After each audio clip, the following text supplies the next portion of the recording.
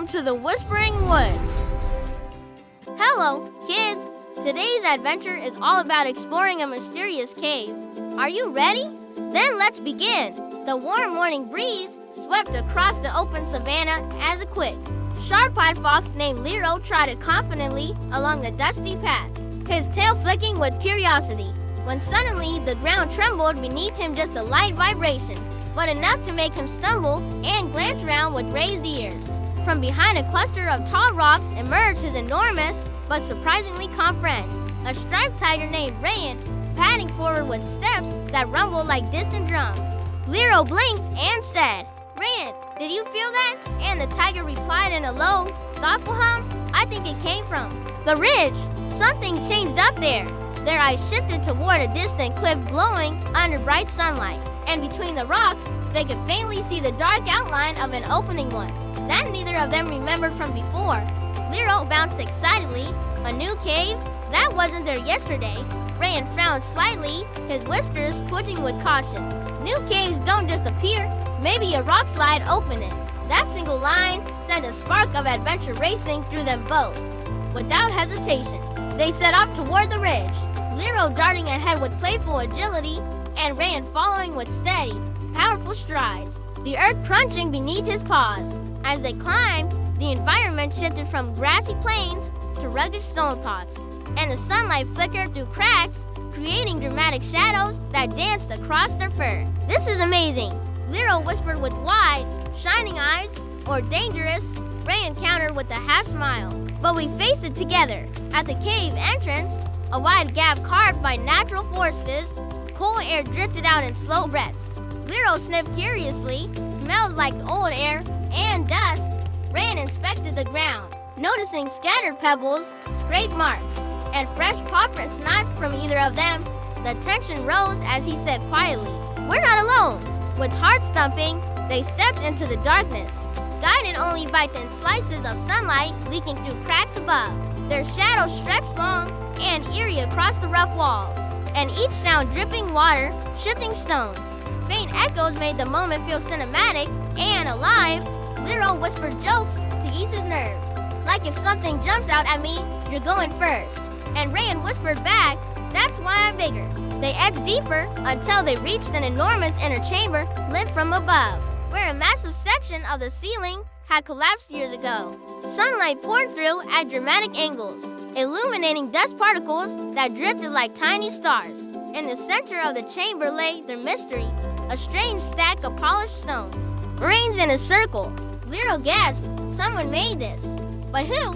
Rayan examined the stones closely, noticing claw marks small, neat, organized. These were placed carefully. Whoever did this wasn't trying to hide. They were trying to build something. Then a rustling sound echoed behind them.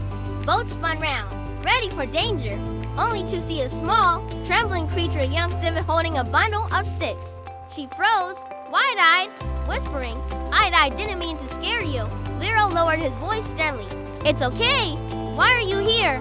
The civet introduced herself as Sandy, explaining that she had been using the cave as a workspace to practice constructing emergency shelters for smaller animals. During rainstorms, she said softly, "Many little ones get stuck out there. I wanted to learn how to build safe places for them." Rayan softened, understanding her determination. "But why hide?" Sandy looked down. "I didn't think anyone would care, or worse, I worried someone might break what I made." Lero stepped forward with a warm grin. "Hey, we don't break useful things. In fact, we help fix broken ones." The three walked through the chamber as Sandy demonstrated how she used airflow, stone structure, and natural physics to design sturdy shelters. No magic, only science and careful attention. Lero's eyes sparkled with admiration.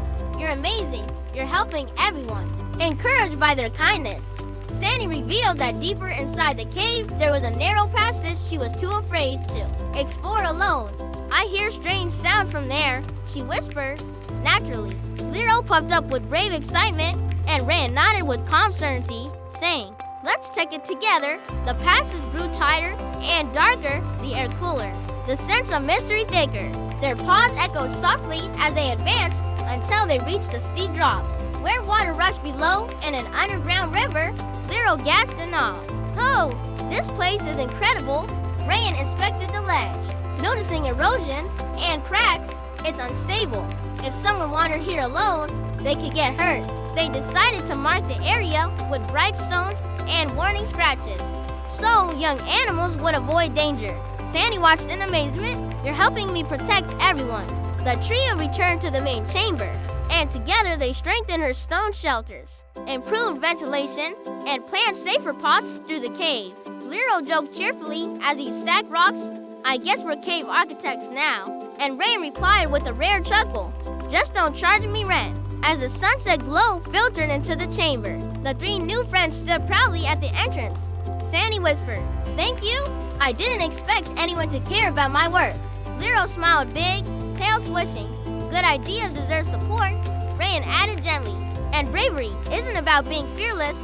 It's about doing the right thing even when you're scared. The camera panned back as the warm light painted the cliffs gold and the world felt peaceful and full of promise. Sometimes, one brave step is all it takes to start an epic adventure. Learn from their story. Remember the value of honesty, kindness, and respect. Let your heart choose honesty and your actions choose kindness. The Whispering Woods has finished today's adventure. But guess what? Even more fun is coming soon. Subscribe so you can join us on the next big adventure. Tap the bell. We'll be waiting for you in the forest.